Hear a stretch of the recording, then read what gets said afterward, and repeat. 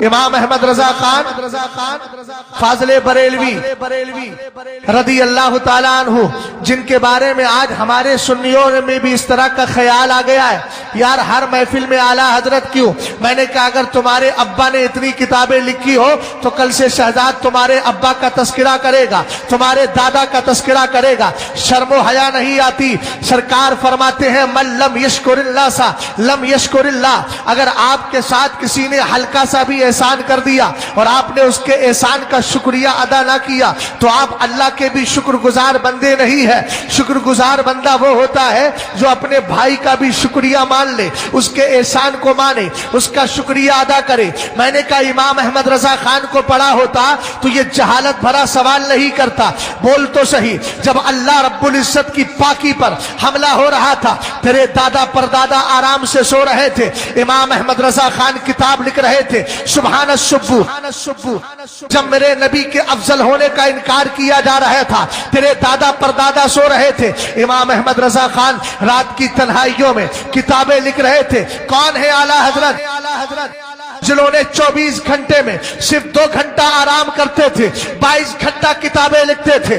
دیکھ تو صحیح، جب میرے سرکار کے افضل ہونے کا وہابی نے انکار کیا تب اعلیٰ حضرت نے کتاب لکھی، اردو میں نام رکھا، عربی میں تجلی الیقین بأن نبینا سید المرسلین۔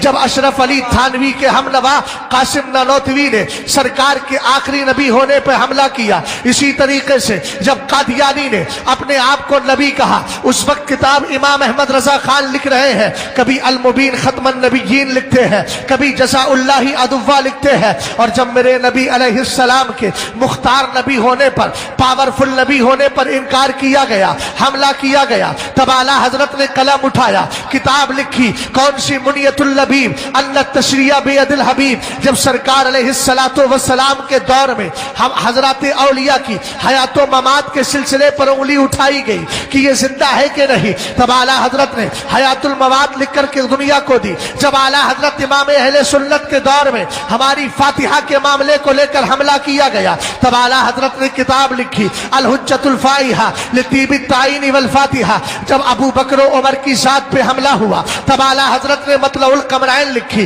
جب ابو بکر صدیق اکبر کی امامت پہ حملہ ہوا تب اعلیٰ حضرت نے غایۃ التحقیق لکھی۔ جب حضرت علی کی شان میں توحید کی گئی تب اعلیٰ حضرت نے تنزیہ المکانۃ الحیدریہ لکھی۔ اور جب میرے بچوں کو اسکول اور کالجوں میں یہ عقیدہ اور یہ نظریہ دیا گیا کہ زمین گھوم رہی ہے، تب اعلیٰ حضرت نے فوز مبین در رد حرکت زمین لکھی، نزول آیات فرقان بے سکون زمین و آسمان لکھی۔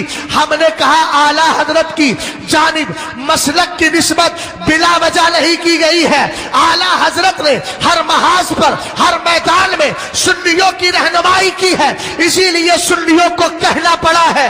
کیا کہنا پڑا؟ اگلوں نے تو لکھا ہے بہت علم دین پر، جو کچھ ہے اس صدی میں وہ طلحہ رضا کا ہے۔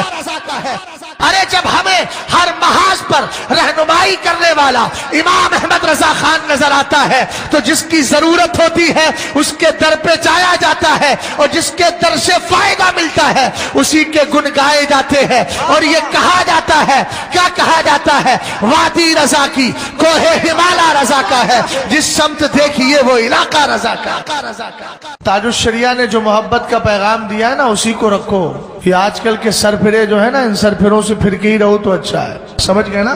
کسی کو جو ہے سعودی ریال پریشان کرتا ہے تو کسی کو انڈین روپیز بھی پریشان کرنے لگتے ہیں، اور کسی کو اپنے 4-5 لوگ آس پاس بنانا کہ میرے یہ ہو جائے، میرے وہ ہو جائے، ہاتھ پیر دبانے والے۔ ایسے لوگوں کو کچھ نہیں کرنے کا، انہوں نے نہ دین کا کام کیا ہے نہ کر پائیں گے، یہ فساد ہی ہیں، فساد ہی مچاتے رہیں گے۔ اپنے عقیدے کی حفاظت کرنا ہے تو کالا چشمہ لگاؤ، جس کو گھوڑے والا چشمہ کہتے ہیں۔ اے بریلی میرا باب شریعت ہے تو، یعنی جلوہ گئے اعلیٰ حضرت ہے تو، بالیقین مرکز اہل سنت ہے تو، یہ تیری مرکزیت سلام رہے۔ آپ بالکل ساری چیزوں کو چھوڑ کے مجھے بتا دو، اس وقت اپنی نسل کو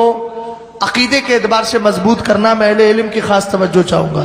بتاؤ کون سی ذات کو لے کے آؤ گے جس سے میرے بچوں کا عقیدہ بچا؟ بتاؤ صحیح بھئی، آپ سب لوگ بتائیے، ہے کوئی ذات ایسی؟ بھئی سارے بزرگوں کی عظمتیں ہمارے سر و اثر آنکھوں کا نور اور سرور ہے، اس میں کوئی شک نہیں ہے، لیکن اللہ نے ہر ایک سے الگ خدمت لی ہے. مخدوم پاک جسمانی صحتوں کو درست کرتے، بولو خواجہ پاک ہندوستان میں بادشاہت کرتے. تم ساتھ سمجھے کہ نہیں سمجھے؟ صابر پاک آپ کو صبر کی تلقین دیتے، بات سمجھ گئے؟ اور اعلیٰ حضرت امام اہل سنت فاضل بریلوی تمہارے عقیدوں کو بچاتے ہیں. واہ بے شک. تو سب کی خدمات الگ ہے، اس میں کوئی عیب کی بات تھوڑی ہے. بھئی شیر بشاہ اہل سنت نے مناظرے کیے، بات سمجھے کہ نہیں؟ صدر اللہ فاضل نعیم الدین مراد آبادی نے تفسیر کی، صدر الشریعہ علیہ الرحمٰن نے فتوے لکھے، بہار شریعت جیسی کتاب عطا فرمائی. تو کوئی یہ کہے نہیں صدر الشریعہ نے مناظرے نہیں کیے، اگرچہ ایک دو مناظرے ملتے ہیں لیکن سب سے اللہ رب العزت نے خدمات الگ الگ لیے، تو اس میں کون سی حیرت کی بات ہے؟ اعلیٰ حضرت امام اہل سنت کو اللہ نے چن لیا. بھئی یہ کام دین کا تھا، اللہ جس کو جس کام کے لیے چن لے، آپ کون ہوتے ہیں اعتراض کرنے والے؟ اور ہماری زبانوں پر امام احمد رضا خان کا نام کیا ہمارے ارادے سے آ رہا ہے؟ ارے اللہ چاہ رہا ہے تب ہماری زبان پہ اعلیٰ حضرت کا نام آ رہا ہے. بات سمجھے کہ نہیں سمجھے آپ؟ یہ نام جو آتا ہے نا، سرکار فرماتے ہیں ثم یوزع لہ القبول فی الارض. جب اللہ تعالیٰ کسی بندے سے محبت کرتا ہے تو اللہ تعالیٰ فرماتا ہے جبریل سنو میں اس سے محبت کرتا ہوں، تم بھی کرو. آسمان میں اعلان کرو، وہ بھی کرے. ثم یوزع لہ القبول فی الارض. پہلے رب محبت کر رہا ہے، جبریل کر رہے ہیں، پھر آسمان کے فرشتے، پھر آخر میں کہا گیا پھر ایسی صورت میں اس کی مقبولیت کو زمین میں بکھیر دیا جاتا ہے.